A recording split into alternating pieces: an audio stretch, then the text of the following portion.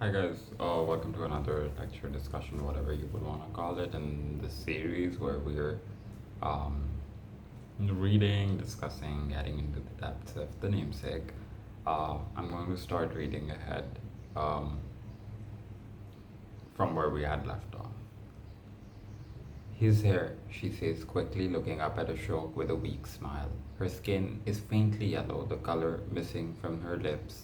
She has circles beneath her eyes, and her hair, spilling from its braid, looks as though it has not been combed for years. For days, excuse me. Her voice is hoarse, as if she'd caught a cold. He pulls up a chair by the side of the bed, and Patty helps to transfer the child from mother's to father's arms. In the process, the child pierces the silence in the room with a short lived cry. His parents react with mutual alarm, but Patty laughs approvingly. You see, Patty says to Ashima, he's already getting to know you. Ashok does as Patty tells him, stretching out his arms, putting one hand below the neck, another below the bottom. Go on, Patty urges. He wants to be held tightly. He's stronger than you think. Ashok lifts the minuscule parcel higher, closer to his chest. Like this. There you go, Patty says. I'll leave you three alone for a while. At first, Ashok is more perplexed than moved by the pointiness of the head, the puffiness of the lids, the small white spots on the cheeks, the fleshy upper lip that drops prominently over the lower one.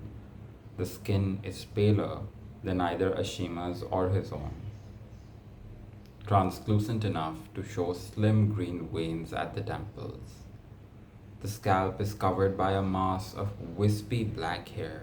He attempts to count the eyelashes. He feels gently through the flannel for the head, for the hands and the feet. It's all there, Ashima says, watching her husband. I already checked. What are the eyes like? Why won't he open them? Has he opened them? She nods. What can he see? Can he see us?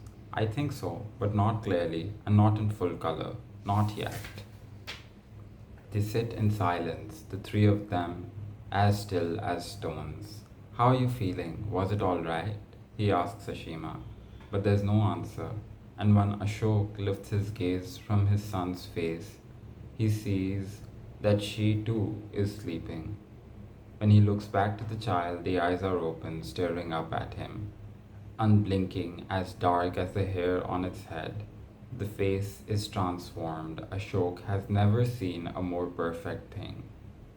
He imagines himself as a dark, grainy, blurry presence, as a father to his son. Again he thinks of the night he was nearly killed, the memory of those hours that have forever marked him flickering and fading in his mind. Being rescued from that shattered train had been the first miracle of his life. But here, now, responsing in his arms, weighing next to nothing but changing everything, is the second. This is obviously an add on to the very, um, what can I say? The very beautiful feeling that has been captured in chapter 2 of the namesake, um, when somebody becomes a parent. Because here again, this guy Ashok, he's meeting his son for the first time, and the little things he's noticing. Because now when he's seeing him, it's not just about what he's feeling, but it's about also what he's saying that's causing him to feel something. So now he's looking at that child, and there's this face, there the eyes, all of that stuff, and now he's thinking, why isn't my son opening his eyes? Um, does he have like 10 fingers? Um, is he all okay? How can he see? Because like what perception of me will he draw first? All of that stuff. And it's the first time that they're kind of getting time to spend as a family. Um, I mean, because if you look at it that way, Ashima and Ashok both are like strangers, right? In a certain way. Um, Despite that they're married and everything, it can't be possible that there's no like fear of, okay, like will he make it with me till the end of my life, and will she make it with me till the end of my life? So there might be that fear.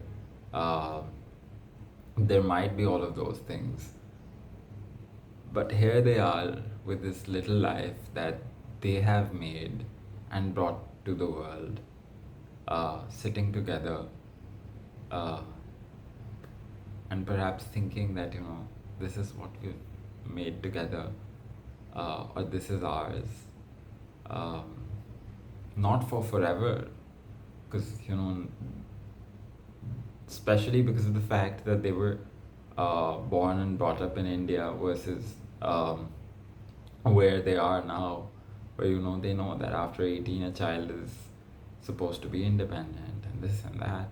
So now it's like they're there in that moment, perhaps scared, but also rejoicing, taking in um, the thing about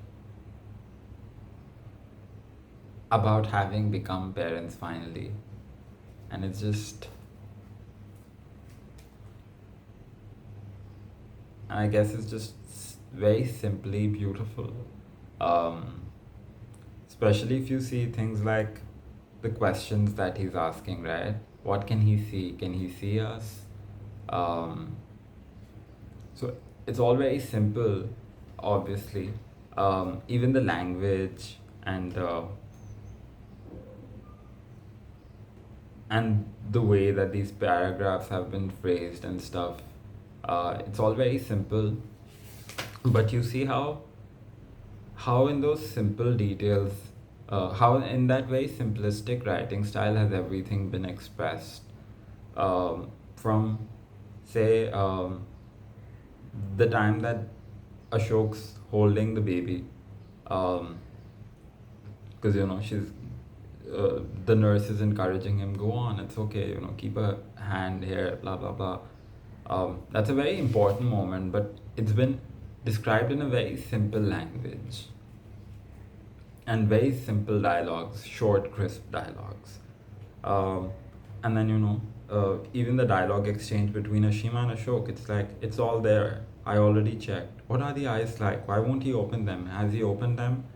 What can he see? Can he see us? I think so, but not very clearly and not in full color, not yet. Um, how are you feeling? Was it all right? Um, and now, obviously, she's asleep. But yeah, I mean, I feel like this is peak Lyrie magic, because this is a really important moment. A father's meeting his son for the first time. Um, the spending family time alone together for the first time, and it's just been described so beautifully. And then the last line of this um, part of the story that we read, being rescued from that shattered train had been the first miracle of his life. But here, now, reposing in his arms, weighing next to nothing but changing everything, is the second. Because, when the story started and we were introduced to different things, like, say, Ashok also has to send money back home to his parents, which is why when Ashima shrunk his sweater, he was so pissed. Um,